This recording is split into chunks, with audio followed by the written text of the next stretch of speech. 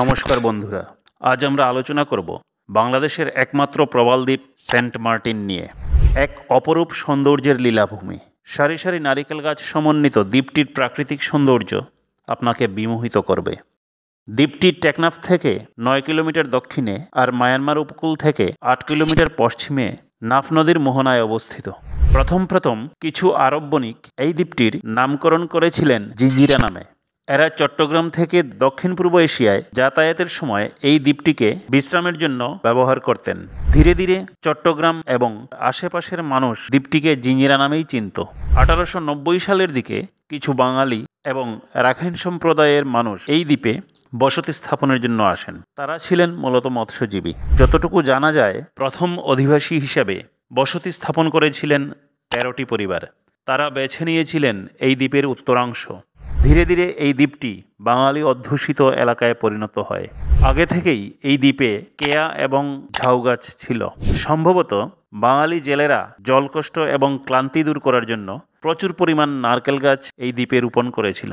একসময় পুরো দ্বীপটি নারকেল গাছ প্রধান দ্বীপে পরিণত হয়ে যায়। সেই সূত্রেই স্থানীয় অধিবাসীরা এই দ্বীপের উত্তরাংশকে নারকেল জিঞ্জিরা নামে ডাকা শুরু করেন। 1900 সালের গোড়ার দিকে ব্রিটিশ ভূজরিপ দল এই দ্বীপকে ব্রিটিশ ভারতের অংশ হিসাবে গ্রহণ করে। জরিপে তারা স্থানীয় নামের পরিবর্তে খ্রিস্টান সাধু মার্টিনের নামানুসারে সেন্ট মার্টিন নাম প্রদান করেন। তারপর থেকে ধীরে ধীরে এই অঞ্চলটি অন্য স্থানের মানুষের কাছে সেন্ট মার্টিন নামেই পরিচিতি লাভ করে। সেন্ট মার্টিনস দ্বীপের আয়তন প্রায় 8 বর্গ কিলোমিটার ও উত্তর ও দক্ষিণে প্রসারিত। এই দ্বীপের 3 দিকের ভিত শিলা, যা জোয়ারের সময় তলিয়ে যায় এবং ভাটার সময় আবার পুরোপুরি জেগে ওঠে। এগুলোকে ধরলে এর আয়তন হবে প্রায় 10 থেকে 15 বর্গ কিলোমিটার। এই দ্বীপটি উত্তর ও দক্ষিণে প্রায় 5.63 কিলোমিটার লম্বা।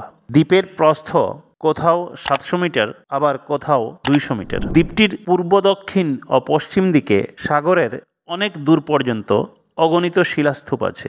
সমুদ্রপৃষ্ঠ থেকে সেন্ট মার্টিনস দ্বীপের গড় উচ্চতা 3.6 মিটার। ভৌগোলিকভাবে এটি 3টি অংশে বিভক্ত। উত্তর অংশকে বলা হয় নারকেল জিঞ্জিরা বা উত্তরপাড়া, দক্ষিণের অংশকে বলা হয় দক্ষিণপাড়া এবং এর সঙ্গে যুক্ত রয়েছে দক্ষিণ ও পূর্ব দিকে বিস্তৃত একটি খুব ছোট লেজের মতো এলাকা। এই ছোট অংশটি গলাচিপা নামে পরিচিত। দ্বীপের দক্ষিণে 100 থেকে 500 বর্গমিটার আয়তনের ছোট দ্বীপ আছে, যা স্থানীয়ভাবে ছেড়াদিয়া বা সিরাদিয়া নামে পরিচিত। এটি একটি জনশূন্য দ্বীপ। ভাটার সময় এই দ্বীপে হেঁটে যাওয়া যায়, তবে জোয়ারের সময় নৌকার দরকার হয়। সেন্ট মার্টিনে মাইলের পর মাইল জুড়ে থাকা দেখতে দেয়ালের মতো যে প্রবাল প্রাচীর দেখা যায়, তা গঠিত হয় এক ধরনের প্রাণীর শরীর থেকে। প্রজাতি ভেদে এদের আকৃতি ভিন্ন হয়। এরা দলবদ্ধ জীবনযাপন করে। কোটি কোটি প্রবাল জমে সৃষ্টি হয় প্রবাল প্রাচীরের। হাজার হাজার বছর ধরে এসব প্রবাল তাদের শরীরে ক্যালসিয়াম কার্বনেট জমিয়ে থাকে, ফলে একসময় তা জমে শক্ত হয়ে যায়।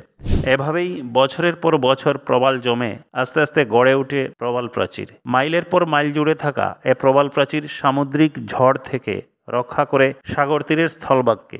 সুনামি কিংবা জলোচ্ছ্বাসের বিপরীতে প্রাকৃতিক দেয়ালের মতো কাজ করে থাকে এ প্রবাল প্রাচীর। প্রবাল দ্বীপ সামুদ্রিক প্রাণীর জন্য তাই গুরুত্বপূর্ণ ভূমিকা পালন করে। সেন্ট মার্টিনের বিভিন্ন প্রজাতির প্রবাল প্রাচীর আজ হুমকির মুখে। এর একটি প্রধান কারণ জলবায়ুর পরিবর্তন। এর পাশাপাশি মানুষের অতি লোভ কাজ করছে। বিশ্ব উষ্ণায়নের ফলে সমুদ্রের জল উষ্ণতর হয়ে উঠছে, যা প্রবাল জমার ক্ষেত্রে বাধা হিসেবে কাজ করছে।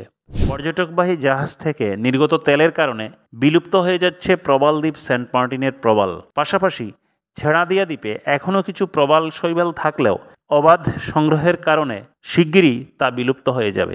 প্রতি বছর সেন্ট মার্টিনে প্রায় 10 লক্ষ পর্যটক আসেন। এর কারণে অপরিকল্পিতভাবে হোটেল রিসোর্ট তৈরি করা হচ্ছে। এই ছোট দ্বীপটিতে বর্তমানে রিসোর্টের সংখ্যা প্রায় 88টি। এসব রিসোর্টের কোনো সুষ্ঠু পয় নিষ্কাশন ব্যবস্থা নেই, তাই আবর্জনার সমস্যা চরম আকার ধারণ করেছে। প্রতি বছর প্রজনন ঋতুতে 1000 কিলোমিটার পেরিয়ে সেন্ট মার্টিন সৈকতে ডিম পাড়তে আসে কাছিম।